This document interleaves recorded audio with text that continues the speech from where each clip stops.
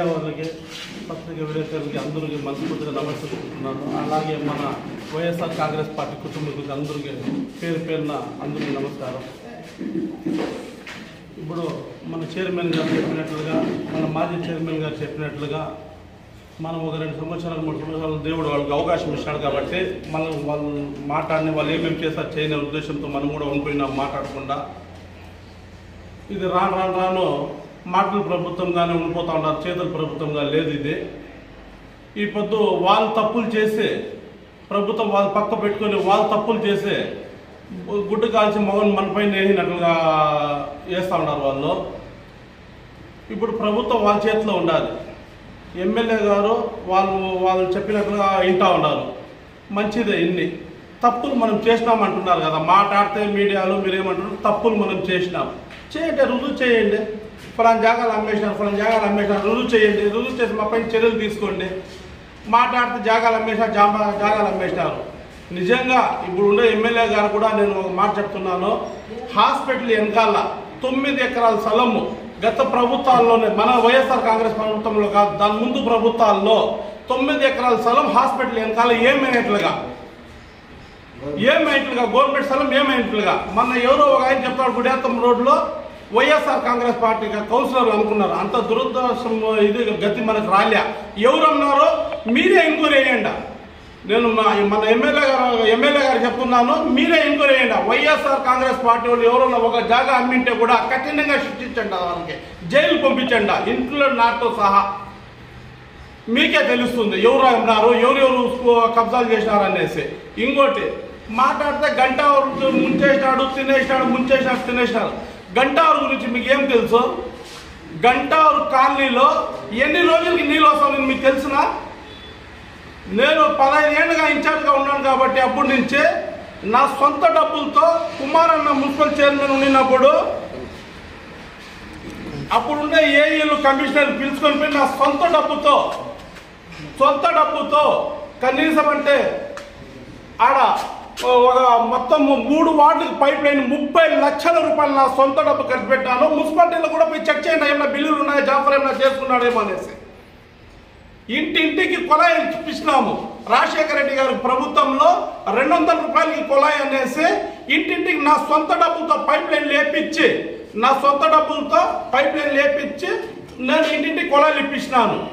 మళ్ళాక పందులు తిరుగుతూ ఉండే గంటావరం కాలనీలో, ఆ పక్క లాస్ట్లో కాలనీలో పందులు తిరుగుతూ ఉండే. 1 సెంటు స్థలం ఇస్తా ఉంటే మన వార్డులో ఉండే వాళ్ళకి ఏదో ఈ వల్ల ఎక్కువ చేయాలా అనే ఉద్దేశంతో నేను గతం మన మాజీ ఎమ్మెల్యే గారితో చెప్పి అడవిగా ఉంటే మొత్తం క్లీన్ చేసి 970 ఇంటి స్థలాలు మన దీంట్లో రెవెన్యూ ద్వారా సచివాలయాల్లో అప్లై చేసి పేరు ఎంఆర్ఓ గారితో కులుకి ఎప్పించి వాళ్ళకి చీటీలు ఎప్పించినాం. వాళ్ళకి వచ్చింది నెంబర్తో సహా ఇంటి జాగాలు ఇప్పించినాం మనము.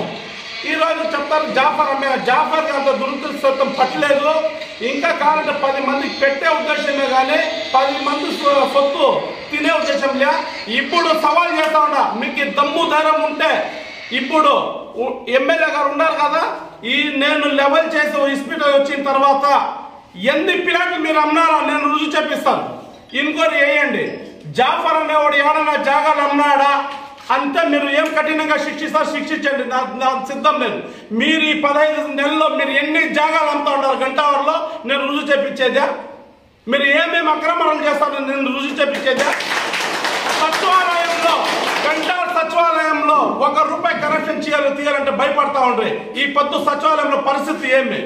ఒక పింఛన్ పెట్టాలంటే పరిస్థితి ఏమి? ఒక రేషన్ కార్డు కావాలంటే ఏమి? ఉండీలు పెట్టేసినారు. ఉండీలు ఏమరా అంటే మాకు ఇన్ఛార్జీలు ఉన్నాయా, వాళ్ళకి ఇవ్వాలా అంటున్నారు. మీరు ఎవరికన్నా 5 ఏళ్ళు గత ప్రభుత్వంలో కనుక్కోండి. గంటావరం సచివాలయంలో కనీసం అంటే 900 ఇంటి స్థలాలు, రేషన్ షాపులు కనీసం అంటే రేషన్ కార్డులు ఒక 500 కార్డులు ఇప్పించింటాము. ఏడన్నా 1 రూపాయి కరప్షన్ పాటుపడినాము చూడండి.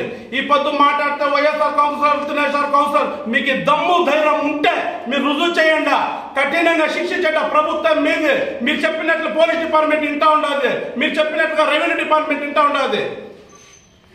ఒకవేళ నేను కూడా కానీ నా వెనకాల ఉండే కూడా కానీ ఏదన్నా తప్పు చేయంటే మీరు కఠినంగా శిక్షించడానికి మాకు సిద్ధము.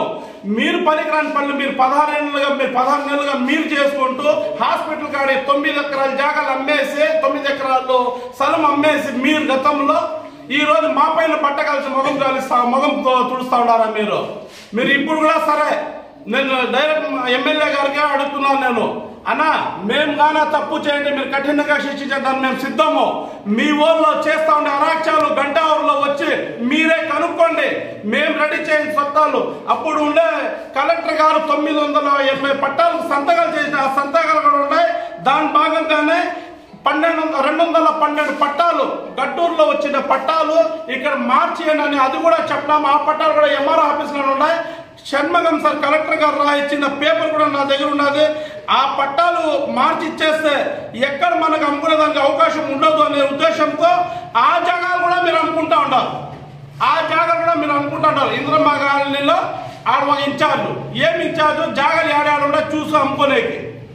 గట్టూరు ఇదో వైఎస్ఆర్ నగర్ లో ఆడిపోయేది ఏమి ఇచ్చారు, కనీసం నీళ్లు పోయి వంకలుగా కోసుకొని పోయితా ఉన్నారు రోడ్లు. మీకు జన్మానికి అది లెవెల్ చేయడానికి లేదు. గంట జనాలు అడగండి, ప్రతి 2 నెలలకి 3 నెలలకి జేసీబీ ఆ వార్డు కోసము జేసీబీనా కొని పెట్టేయండి నేను రోడ్లు కాలువలు లెవెల్ చేయడానికి. ఇప్పుడు పోయి చూడండి సైకిల్ పోయేదానికి కష్టంగా ఉండాలి.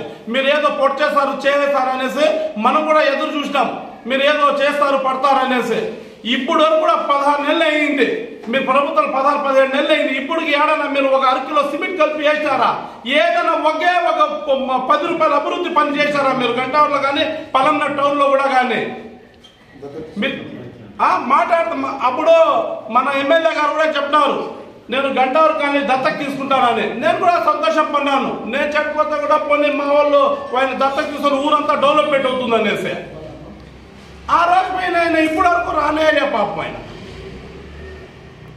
ఇదంతా ఆలోచించండి. ఊరికే ప్రజలు నమ్ముతారని మీ మాటలు ఎవరు నమ్మరు. మీ బుద్ధి ఇప్పుడే అర్థమైపోయింది. మీ బుద్ధి మీ చేతులు మీరు చేస్తా ఉండే పనులు ఇప్పుడే జనాలకు అర్థమైపోయింది. మాట్లాడితే ఎలక్షన్ రాండి దమ్ము ధైర్యం చెప్తున్నారు కదా, అట్లే తెలుసుకుందాం. ప్రజాస్వామ్యంలో పోదాము. మున్సిపాలిటీ ఎలక్షన్ జరిపిస్తారు కదా, జరిపించండి. జనాలు ఎవరు ఆదరిస్తారు అది కూడా చూద్దాం. మళ్ళాక మనం అందరూ గెలిచి జగనన్న జెండా మనము వైఎస్ఆర్ కాంగ్రెస్ పార్టీ చైర్మన్ మళ్ళాక చేసుకుంటాము. రాబోయే ఎలక్షన్ ఇంకా ధైర్యంగా